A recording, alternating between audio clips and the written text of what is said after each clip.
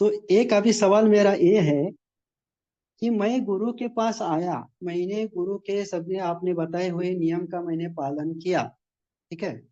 हाँ, मैं गुरु गुरु जी के हर बड़ा गुरुवार को शाम पे आता हूँ। हाँ, मैं वीकली मान लो कोई दिन है या सैटरडे सेवा चलती है तो मैं वहां जाता हूँ, जल लेता हूँ, सब होता हूँ गुरु जी।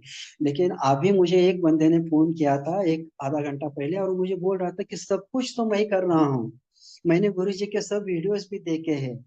हाँ, इतना सब सब क्रिया हो रही गुरु जी की, इतने सब फल प्राप्ति हुई सभी को।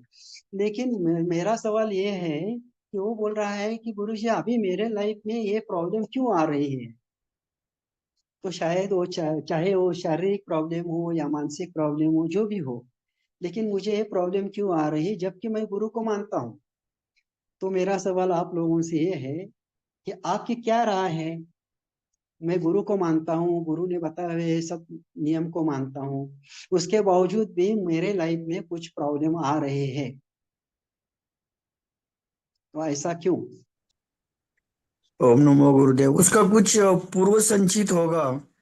हाँ। अ, तो भले हम गुरु जी के सारे बताए हुए मार्ग पर चल रहे हैं, तो हम्म। वो कह रहा है कि जो उसका जो सीवियरनेस है वो गुरु कृपा की वजह से कम हो रहा है। प्रॉब्लम आ रहा है, ठीक है, लेकिन वो जो प्रॉब्लम है उसका सीवियरिटी जो है वो कम हो जाएगा ये गुरु कृपा की वजह से। लेकिन उसका जो संचित इतने दिनों से है, कितना क्या है, हमें तो पता नहीं। वो तो गुरु जी को ही पता है कि हमने पिछले जन्म में क्या किया क्या नहीं किया।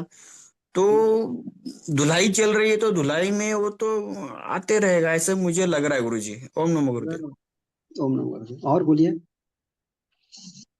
सत्यवान जी बरोबर बोलिए नमो आपने। गुरुदेव। और हाँ, हाँ बोलिए। ओम नमो नारायण।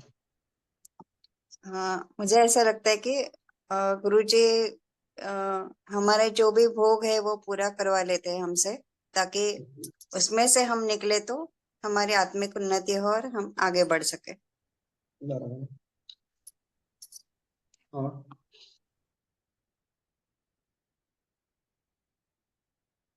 वो बंदा ये पूछ रहा है, इसका मतलब ही है कि वो खुद को यहाँ डटे रहना चाहता है, ठीक है ना। वो इन किन प्रकार है, इस यात्रा में मेन उद्देश्य ये है कि आपकी उठक पटक तो होने वाली है, क्योंकि रॉ मटेरियल है तो प्रोडक्ट तो बनना है ना। प्रोडक्ट बनने के लिए उसके ऊपर कुछ ना कुछ तो प्रक्रिया करनी है। वो प्रक्रिया और उसके मेरे संचित कर्म, जो कर्म का भोग है, कर्म का कटवाना है, उसको मिक्स करके उसमें से उसको निकाल देते हैं। और इम्पोर्टेंट बात यह है, जैसे सत्यवान जी ने बताया कि भाई इतनी सब उठक उठक होने के बाद भी उसकी इंटेंसिटी उसको महसूस नहीं होने देते हैं, ये उनकी कृपा है।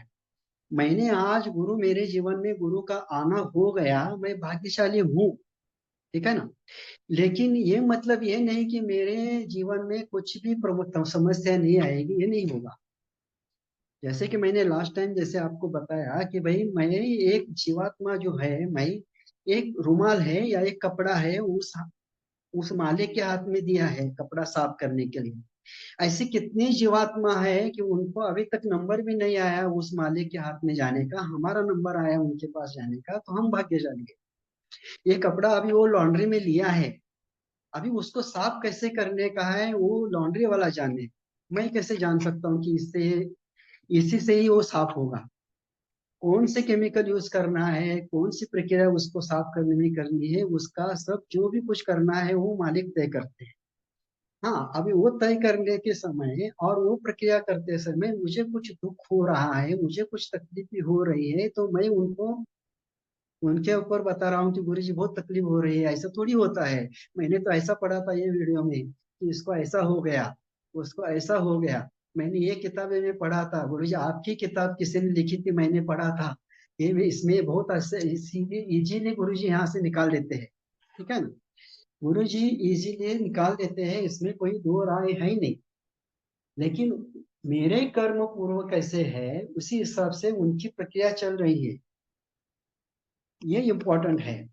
तो ये पूरी आध्यात्मिक यात्रा में या गुरु चरणों में आने के बाद बहुत सारे ऐसे प्रसंग आएंगे कि भाई हमको ये छोड़ दो, ये ऐसा नहीं चाहिए मुझे, ये ऐसे थोड़ी होता है, ऐसा नहीं होता है, मुझे इतने तकलीफ हो रही है, क्या फायदा गुरु का मेरे जीवन में आने से, मुझे नहीं चाहिए। ये मैं चाहिए, मुझे नहीं चाहिए बोलने का ऑप्शन भी हमारे हाथ में नहीं रहता है, क्योंकि उन्होंने अपने को अपनाया है, प्रोडक्ट हाथ में लिया है ना, प्रोडक्ट बनाने के लिए रॉ मटेरियल हाथ में तो लिया है, अभी रॉ मटेरियल में पक्का करने के बाद ही उसको छोड़ा जाएगा, ऐसा नहीं छोड़ा जाएगा बीच में। इसलिए मेन बात यह है कि इस पूरी राह में, इस पूरी प्रक्रिया में हमको डटे कैसा रहना है, तो उसके ऊपर हमको चलना ही है किसी हालत में, कितने चाहे